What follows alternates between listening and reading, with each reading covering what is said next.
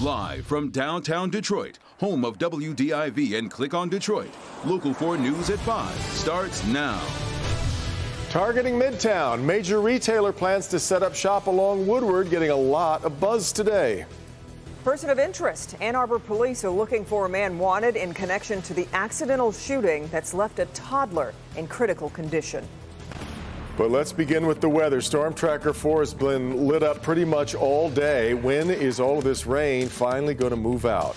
Off the top at 5, the rain started overnight, and it has pretty much made a rainy day Monday. It really has. Let's get over to Paul right now and see what he's seeing on radar. A lot of green looking there behind you, Yeah, Paulie. and notice the trend, guys. This is a 4-hour loop here, and you can see as it progresses, you'll see just kind of a degradation in the pattern. The heavier, steadier stuff moving out, more open gaps here. So that's good news. This is a trend that will persist through the night. Now, we have not had a lot of rainfall reports during the day. I got a report from Sue Draub in Manchester at 3:20 p.m. She already had just under 2.5 inches of rain. Now, the rest of these reports, I put the time here that we received the reports, but you can see some areas were already between 1.5 inches and 2 inches of rain early this morning, at 8 o'clock in the morning even. So a lot of us actually had between 1.5 inches and 2 inches of rain. All right, wind advisory for the shoreline communities here along Lake Huron. That's until 1 o'clock in the morning. Lakeshore flood advisory because of the strong onshore wind. That is until 8 o'clock in the morning, again, for the shoreline communities there.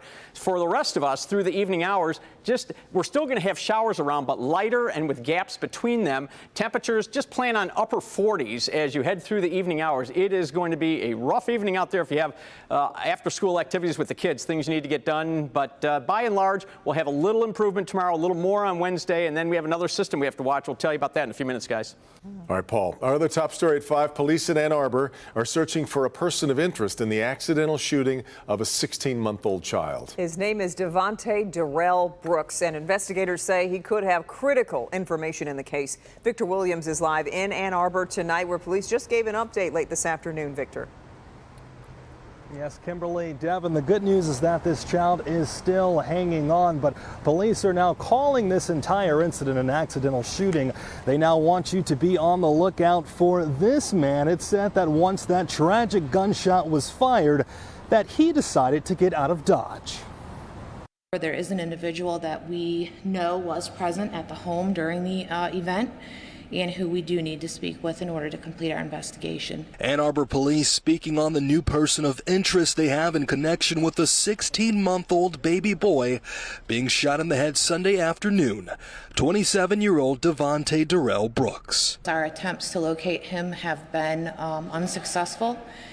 And if he is located, we're just asking that the Ann Arbor Police Department or 911 be contacted immediately. We're told the child was in an apartment full of minors when it was shot, more than likely by another child.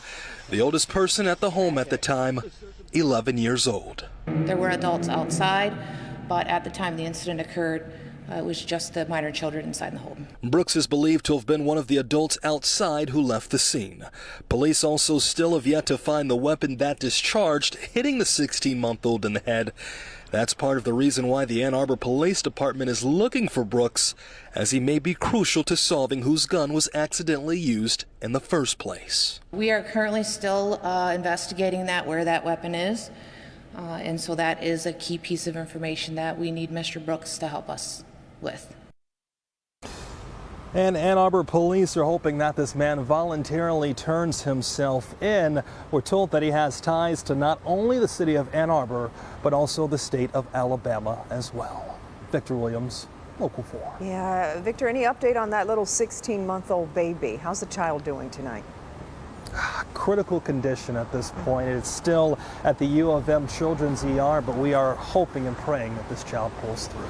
Absolutely are. Okay, Victor, thanks. We checked the coronavirus numbers from over the weekend. State reporting 7,856 new cases over the past 3 days. So the average back below 3,000 cases a day, 2,600 per day right now. 56 more deaths, though, reported over the weekend. And the overall number of cases continues to improve, with the 7-day average moving 3 weeks ago. Take a look here. We were averaging 3,600 cases per day. Today, that average has fallen to 3,200. And meanwhile, today, the Biden administration is taking new steps to make rapid at-home testing more available and affordable. That announcement comes as businesses prepare to enforce mandates that employees get vaccinated or get regularly tested. Alice Barr following that story from Washington. Good evening, Alice.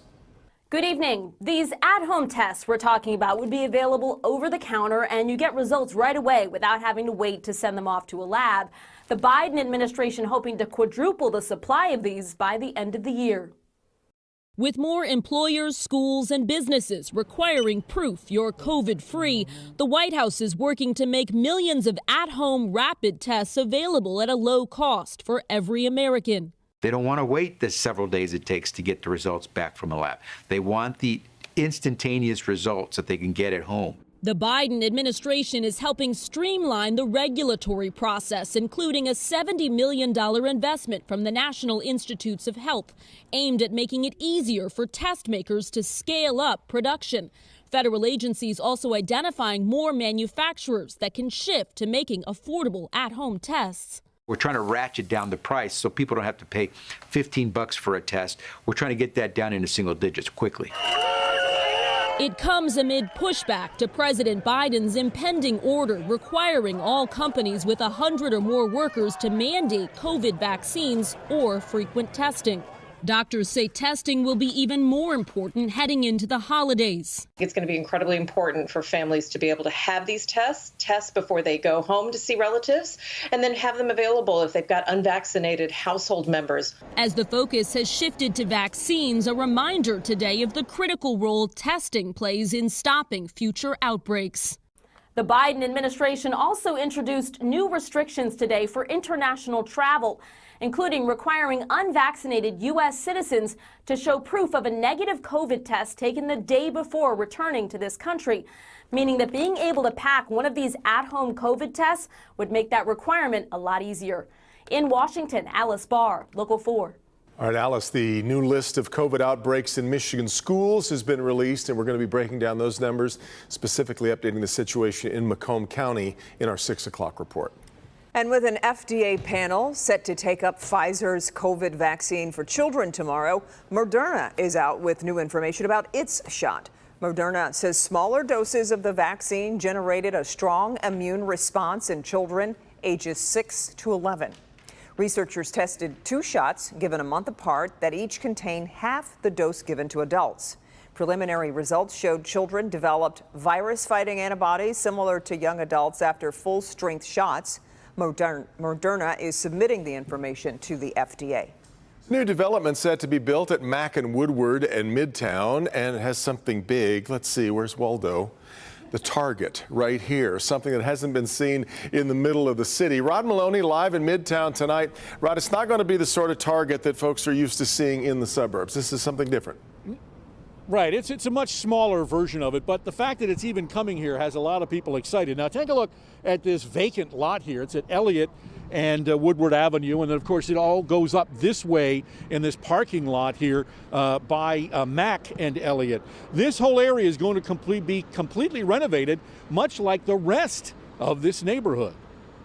The area around Mack and Woodward, Midtown Detroit, is filling with new apartments, a Whole Foods, Starbucks, and banking. But the skyline is going to change even more soon, as Target confirmed for Local 4 News today a 31,000 square foot store will get attached to an apartment complex called the City Club Apartments. Just that Target news alone had area residents smiling today. That's a good idea. They do need some more shops along the line. I think it's great. More business down here, the better. I think it's good. I shop at Target and I don't drive, so the closer, the better. A mass market merchandiser in this area has been a mere dream for decades. The store will also offer groceries, some competition for the nearby Whole Foods. The building will also host more banking, a restaurant, and seasonal outdoor cafes. As for the apartment complex itself, it's going to include 350 penthouse units. 20% get set aside for low-income residents. The expected amenities will include theaters, a sky park, a rooftop pool, a bark park, an outdoor terrace, a fitness center, a business center, and also conference rooms. But that's down the line a bit. Residents are still oohing and ahhing at the Target. All right, Bill. If you have it close at hand, people are happier. Detroit's coming back. Whole Foods is not cheap. As long as it's not another Whole Foods, I think it's good. Okay, so this is not an immediate thing. Like I said, the announcement here is about the Target, but it's going to take a couple of years. Apparently, there's brownfield issues that have to be dealt with. City Council has to approve all of this. And so the best estimate on when this is actually going to be happening is probably in the next 2 or 3 years, but it will be welcome when it arrives. Reporting in News Center, Rod Maloney, Local 4. Rod, that area really has seen a lot of different action here, a lot of things going on, and I know they've got other plans to try to make it more attractive. Well, one other thing, this is kind of the center of where it all happens in terms of sports and the like. They want to try and do sort of an Eastern market for art. In other words, get a place where people who like art, like the Ann Arbor Art Festival, I think they want to try and do that here as well. But I suspect that that's probably 3 to 5 years out, considering how much work has to be done to get the development here in the first place. Yeah, all right, Rod. We're off and running on this Monday. Let's check in with Sean Lay. Right outside Warren City Hall doors, right over there, could be what Warren has never had before, a downtown. The mayor is calling for council to vote on a huge project. He wants the vote tomorrow. Will he get it? A new Royal Oak Schools program is taking parents into the virtual classroom. Sometimes topics are hard, and this will help. It's time to learn something new. They're not teaching them the typical math, science, and history. We tell you what those parents are learning. I'll have that story coming up.